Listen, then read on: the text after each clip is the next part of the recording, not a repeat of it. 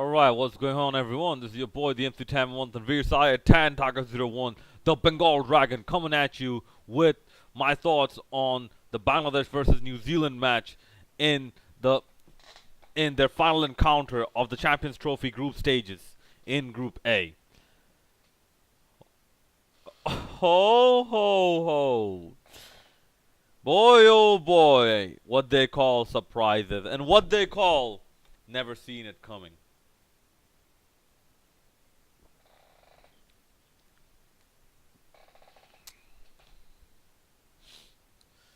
Oh, look, and yeah, if I look tired today, it's because I am like I got maybe like 2 3 hours sleep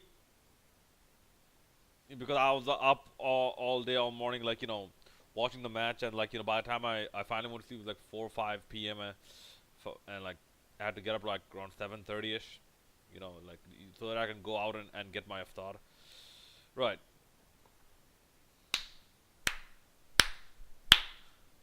224 run partnership between Mahmudullah and the number one all rounder in the entirety of ODI cricket today, Shakib Al Hasan.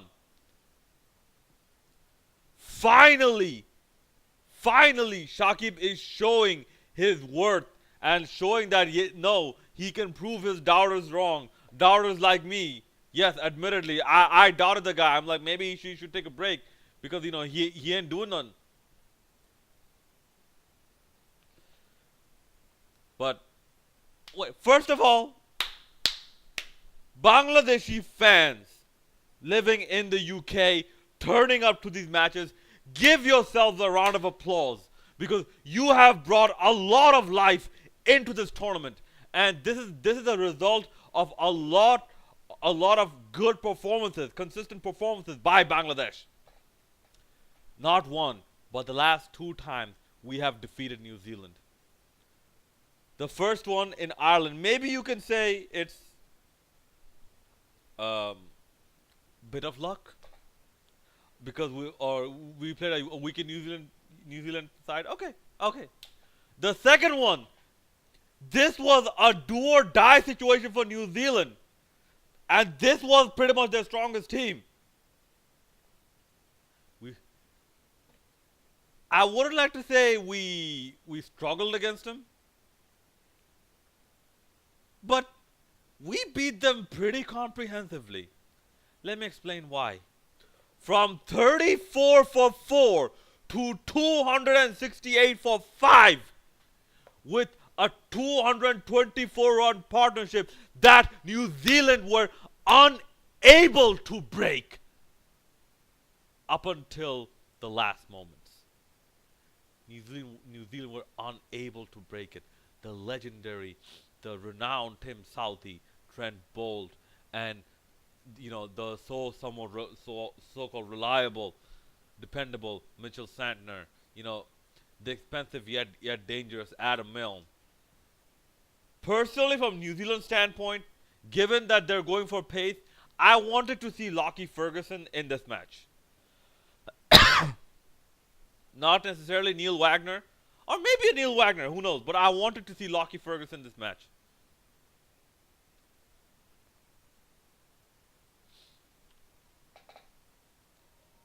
But guys, let me give you another statistic.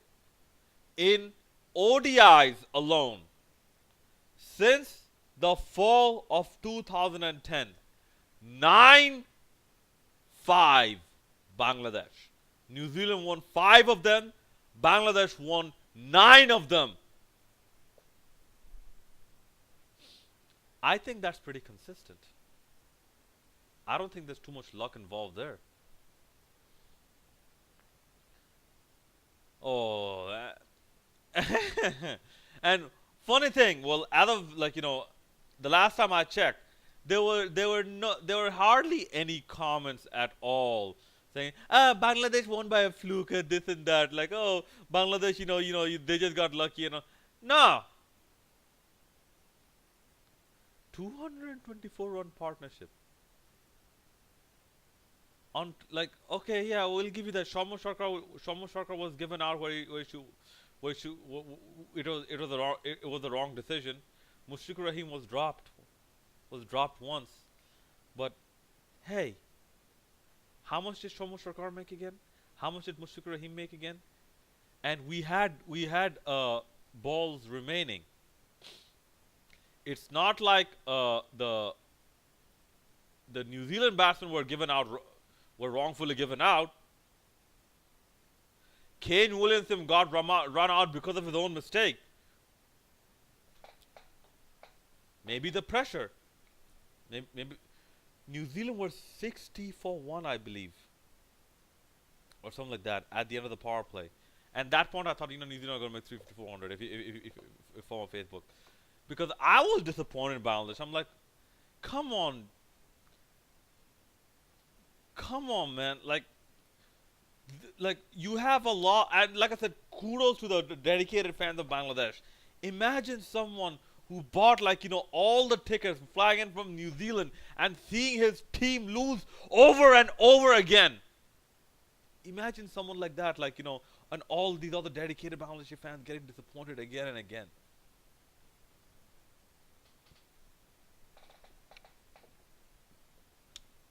So yeah, I was I wanted some performance from Bangladesh, and today, Alhamdulillah, they have performed. I'd like to give a special mention to Musaddiq Hussain. People are saying you should bring in Nasser Hussain. Look, right now the team is looking for stability.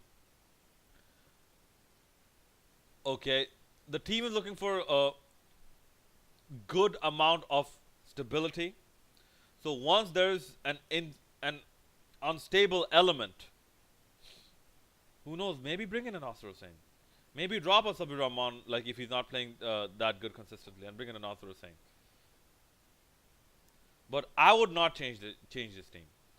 Another another mention, Taskin Ahmed, the task man. Boy oh boy, did he bowl with some purpose. Yeah, he went for runs, but yeah. He actually you know with some viciousness, he actually sort of got the wicket. Yeah, it was sort of an off day for the Fizz Mustafidur Rahman, but here's the learning curve, and here's also what I think Bangladesh should learn from these matches. Mustafidur Rahman, if there's nothing in the wicket for the thing for you, look to be economical. Don't look to buy a wicket. Look to be economical, because if you look to buy a wicket, you should have much more pace than that, much more you should be more clever with your variations than that. So until you learn that, yeah, you could try it out every now and then, but look to be more economical, because the more you are economical, Mustafiz, the more pressure is put on the batsman to score, and the more chances there are that either you or or another bowler will get a wicket, as a result of the batsman caving into that pressure, of needing to score runs.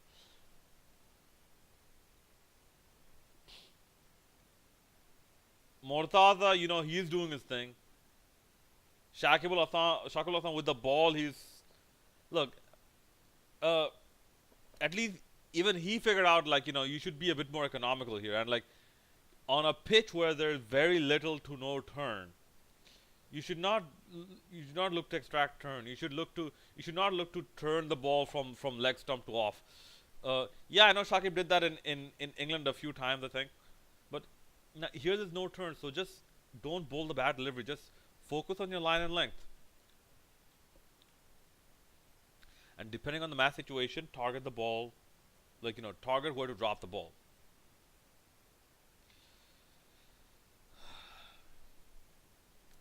As with New Zealand, I'll say this: Bangladesh have New Zealand's number. 9-5 in 14 ODIs, completed ODIs, since 2000 and since the fall of 2010.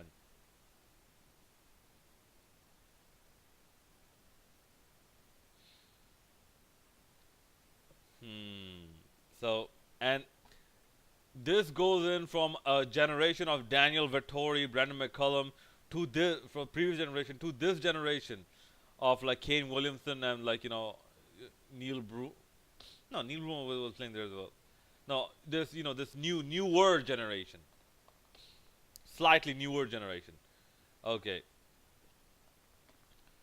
and just like in the World Cup, England were knocked out courtesy of Bangladesh.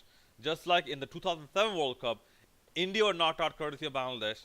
Here also in the Champions Trophy, New Zealand are knocked out courtesy of Bangladesh. Now, here's the other thing I want to mention what positive Bangladesh can take from this. Apart from the joy of victory, Bangladesh should now learn how to read the pitch better and improvise more efficiently as a batsman and as a bowler, as a as a batting unit and as a bowling unit. Okay, if there is no turn, how do you work as a spinner on that pitch that is offering you no assistance, so that the you know so that the damage is minimized of of your bowling when the ball is moving around a lot, like, and we saw that towards the beginning, like we saw that towards the beginning of the Bangladesh innings. What do you do at that point? How do you consolidate? How do you consolidate that? You can there's some important lessons to be to be learned here, and like how do you read the pitch and conditions then, and then once the conditions start to change, how do you respond accordingly? So the match awareness, the improvisation of tactics dependent on the match awareness and the pitch conditions. This is something invaluable Bangladesh, I believe are learning right now. We'll see if this carries on to the next game, if they move on to the next game. As for New Zealand, I'm sorry guys. I'm sorry guys. I personally think you guys got your selection wrong. Personally. Like I said, I wanted to in the New Zealand tour. Like I liked what I saw in Lockie Ferguson, although he was a bit wayward. But he had some pace. I wanted to see him here, and guys, drop Luke Ronke, drop him. Why didn't you play Tom Latham? I don't understand this. Tom Latham has actually performed for you. Why didn't you play Tom Latham? So New Zealand, honestly, they have some soul searching to do. Their players have some introspection to do, and really self evaluate where they're going with all this. Because I read an article on Cricinfo that says New Zealand has sort of lost its sting since 2015, the World Cup 2015. He might be right. What are you going to do, New Zealand, to get your sting back? Overall, I'll say this was a good few days for South Asian cricket.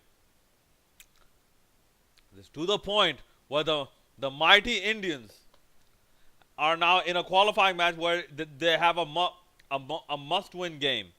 They have to beat South Africa or they're out. So even Group B is looking very good. And tomorrow's game, I'm rooting for England. I'm rooting for the rain to ruin the game.